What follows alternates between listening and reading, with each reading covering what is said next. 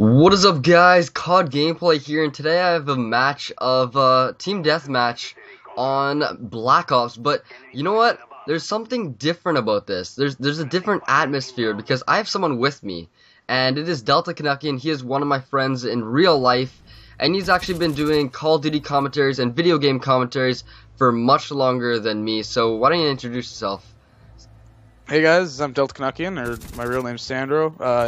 I'm sure if you've been following Brandon for a long time, going to his live streams and stuff, you know exactly who I am.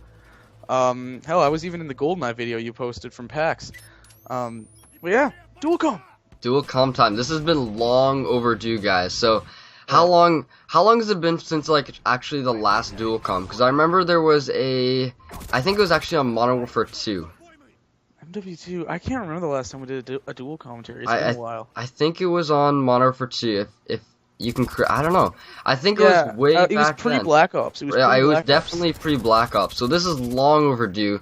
And anyways, why don't we get straight into the topic? So the first topic that we have is well, it's been talked about a lot, and I thought, you know what, we might as well touch on it a little bit. Is Modern Warfare 3 and the Battlefield 3 debate, debacle, whatever you want to call it. So maybe why don't you get started on it, because you're the know-it-all of all the video games. You definitely know all the information and all the upcoming stuff. Yeah, I think the one thing we can look for certain reviews will be similar between the two games, though Modern Warfare 3 will outsell considerably. That's just, it's Call of Duty, right? It's gonna take a long time. It's gonna take more than one game to derail Call of Duty if it's at all possible.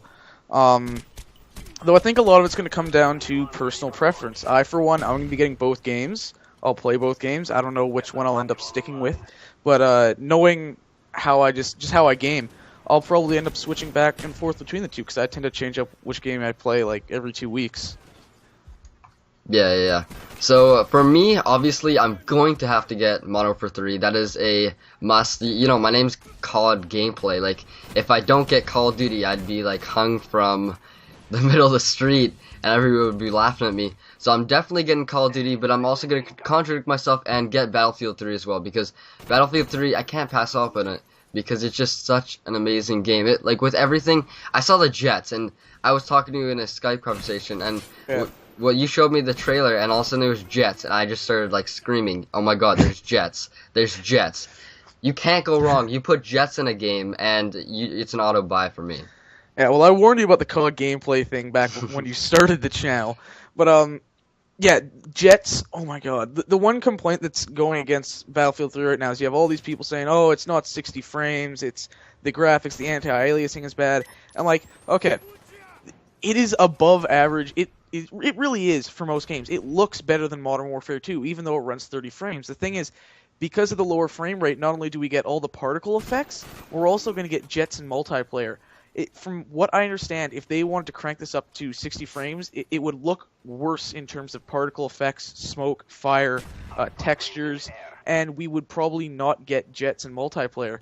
So we're already going to be getting a game that is not as good as the PC version. I don't think there's nothing you can do about that, and I don't think anyone's expecting it to be as good as the PC version, but it's basically a choice between 60 frames or having more of the stuff that PC does. Yeah, the one thing is we'll have to wait until the next generation console. When it comes out, I have no clue when it'll be coming out, because that is when the next step in processing power will come. And games, all shooters will be, I bet, 60 frames per second, at least, with like the graphics of even better than Battlefield 3. So I can't wait till once that comes out, but we'll have to see how long that does, because I think once the new console does come out, Call of Duty will be overturned. I don't think Call of Duty will be overturned personally until then, but once it does, it'll definitely put the power of all of the other developers. There'll be other developers that will be able to actually get an upper hand on Call of Duty, because Call of Duty is on the 360 and PS3, not the new one that will be coming out. Well, they'll try and bring it over the new console, but I think Call of Duty is not dead yet. But I think Modern Warfare 3 is going to signal the first the start of the downward trend. I haven't heard anything about the pre-order numbers for it. I know that Battlefield 3 is on par with Black Ops. I don't think Modern Warfare 3 is going to outsell Black Ops. I think it's going to start going down from here, and it's still going to be a huge moneymaker. It's going to be a huge success, but I think this will be the start of the end this year. Yeah, well, on my side, I think actually Modern Warfare 3 might be. I don't think it'll be a turn upwards, but I think it'll be maybe just a little bit above Black Ops, because Black Ops, everyone is excited about Modern Warfare 2, but we're always in the same stage of Call of Duty. Like at this time last year with Modern Warfare 2, we were saying, "Oh, I hate Modern Warfare 2. It's so bad. You got the one-man army, noob tubers. I will never go back to this game. I'm gonna sell it." And now we're in the same stage with Black Ops, where it's like, "Oh my goodness, it's so repetitive. It's all the same." And so I don't know. I can see ourselves being the exact same stage as Modern Warfare 3. So hopefully, I'm really hoping for the best. And from all the footage, I'm gonna say that I'm gonna like this Modern Warfare 3, but it's gonna be different than what we have seen before. They say that it's gonna be a Call of Duty 4, a Modern Warfare 2 mixture, but you can never know until you actually play it, right? Yeah. Well, this gameplay's just ending, so we should get on to some of the other topics here. Yeah, might as well. Okay, so the next topic that we're going to talk about is PAX, and why don't you can start this one off as well? Yeah, because it's a little late. Lots of people talked about PAX, but we're going to talk about basically our experience at PAX. We played a ton of games, and I guess we're going to go through like our top 3 that we played. I know yours, but for me, my favorites were Ghost Recon Future Soldier. I loved the fact that you get really rewarded for playing the objective. Like, Darth9, he went 16-1 and barely had more points than me, and I was only like 5-2, and I hit up all the objectives. So I loved that. The other 2 games that I really liked were PlayStation exclusives. Starhawk, spiritual successor to Warhawk, a game I never really got into, but it was a lot of fun. I love that you were able to, drop in and have these RTS elements, right? So you could just call in a jetpack or call in one of the Hawks that you could fly around, which are badass. And then, of course, the other game, which it's going back to my childhood. There's no way I couldn't include this on this list. Twisted Metal. That's self-explanatory. Yeah, Twisted Metal is all-time favorite. Definitely a chosen favorite for me because of the PS1, and I had that game. It was absolutely amazing.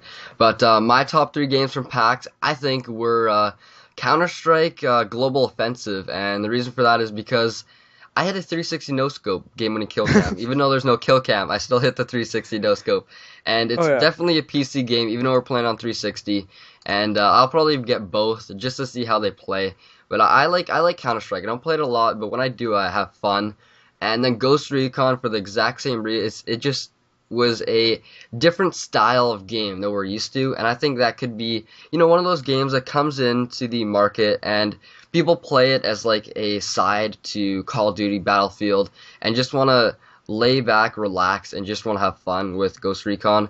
And then my third is Battlefield 3, and just because when I was playing it, I was just having an absolute blast. We played, was it a campaign? It was like a co-op. It was like part of the co-op campaign thing. And my partner got down like 9 times. I didn't get down once, but it was a lot of fun. I gotta say, Battlefield 3. By playing that, it definitely made me more excited for that game. Yeah, the Battlefield 3 demo didn't blow me away, but the thing is, it was still in the alpha stage. Apparently, now a month later, they have everything is a lot better. I was noticing a lot of glitches, people falling underground. There was an issue that Darth9 Dancog was having where he couldn't get back into the Humvee. And then I tried to do something like switch Humvees, and then I got killed, and basically the mission ended because he couldn't revive me or something like that.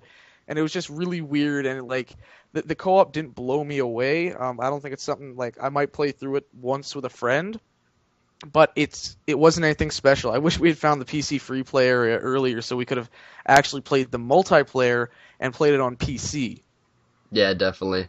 But you know what? I think we should wrap this up, and maybe we can get into a part 2 dual comm in the future. So, anyways, there's one thing I do want to say. Okay.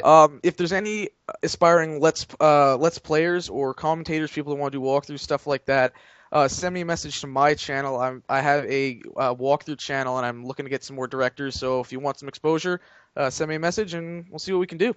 Definitely. So go check out his channel. Link will be in the description and in annotations all over the screen. It'll be everywhere, so you better click or else you're at risk. You're at major risk, and I would not want to be at risk. So, anyways, thanks for watching, guys, and I'll catch you later. Peace. Yep.